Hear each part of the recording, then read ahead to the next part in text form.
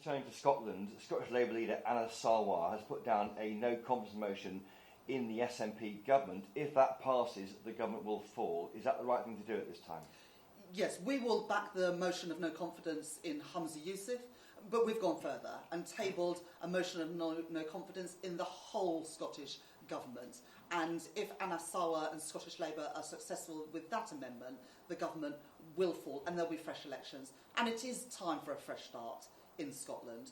The chaos and division at the heart of the SNP is having a real impact on public services and the lives and communities across Scotland. And we now have two broken governments, the SNP in Scotland and the Conservatives in Westminster. It is time for fresh elections in Scotland and across the UK.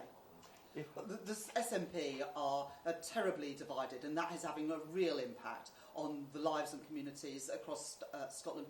We don't just want another leader of the SNP. We've already had two during this Parliament so far. What we need is a fresh set of elections so the people of Scotland can choose, not just SNP MSPs. It's a total mess with the SNP and Humza Yousaf. I personally think that this SNP government has really failed Scotland. They've so focused on their ideological obsession of independence that they've let down the health service.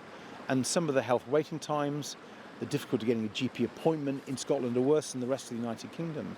And education used to be really something that Scotland could be proud of, but under the SNP, regrettably, schools have been falling down the league tables. So on these basic things that matter to people, the SNP have been failing them. And so Liberal Democrats have been saying in Scotland, look, we need to focus on the NHS, we need to focus on our schools, the cost of living, the environment.